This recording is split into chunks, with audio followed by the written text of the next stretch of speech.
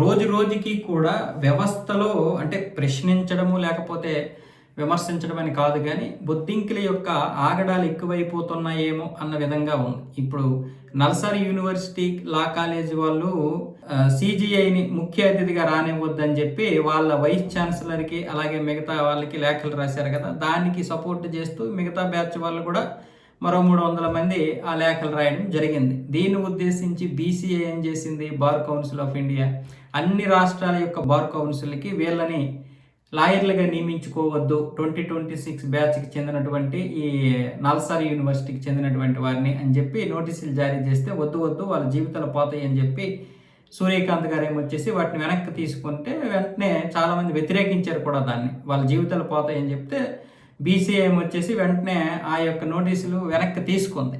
దీని గురించి అభిజిత్ దీప్కే మాట్లాడుతూ లాలో కూడా ఉన్నటువంటి బొద్దింకలన్నీ ఏకమైతే ఎలా ఉంటుందో చూశారుగా అని ఒక స్టేట్మెంట్ విడుదల చేశాడు. అంటే సిజిఐ వీళ్ళని బొద్దింక అన్నాడు కదా, సుప్రీంకోర్టు ప్రధాన న్యాయమూర్తి సూర్యకాంత్ గారే వీళ్ళని బొద్దింకలు అన్నాడు. ఆ బొద్దింకలు ఏంటో చూపించేమన్నా జంతర్ మంతర్ వద్ద. ఇప్పుడు మళ్ళీ ఈ బొద్దింకలన్నీ కూడా ఏ విధంగా చూపిస్తున్నాయో తడాకని చూసారా. ఇప్పుడు ఆయన ముఖ్య అతిథిగా వెళ్ళినా సరే ఏదో అడుక్కున్నట్లుంది, భయపెట్టి అడుక్కున్నట్లుంది అన్న విధంగా ఇప్పుడు వీళ్ళు మళ్ళీ మరొక ప్రాపగండా చేస్తారు. అభిజిత్ దీప్కి ఒక విధంగా చెప్పాలంటే ఇప్పుడు ఇతను కూడా ఫేక్ డిగ్రీ అనేది అమెరికా వాళ్ళు చెప్తున్నారు, అది ఇంకా పూర్తిగా ఆధారాలతో రాలేదు.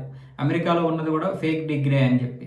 జార్ఖండ్ ఎందుకు వెళ్ళలేదు అంటే ఇంకా బాగాలేదంట, జార్ఖండ్ వెళ్ళడానికి ఇంకా ఇది లేదంట. కానీ ఢిల్లీ కానీ కాశ్మీర్ కానీ లేకపోతే ఇంకెక్కడైనా సరే ఎక్కడికైనా వెళ్ళడానికి అంటే బీజేపీ ప్రభుత్వం ఏదైనా తప్పు చేస్తే వెళ్ళడానికి ఆయనకి శక్తి ఉంటుంది. కానీ మామూలుగా కాంగ్రెస్ అధికారంలో ఉన్నప్పుడు లేకపోతే ఆమ్ ఆద్మీ పార్టీ అధికారంలో ఉన్నటువంటి రాష్ట్రాల్లో మాత్రం వీళ్ళకి ఇది రాదు. ఈ జార్ఖండ్ ప్రొటెస్టుల విషయంలో నీలో ట్రాన్స్పరెన్సీ లేదు, కానీ నీకు మిగతా అన్నింటిలో కూడా ట్రాన్స్పరెన్సీ కావాలి. అంటే సిజేఐని విమర్శించడం ప్రశ్నించడమే కాదు, మనలో ట్రాన్స్పరెన్సీ లేనప్పుడు మనం విమర్శించడానికి అర్హులం కాదు.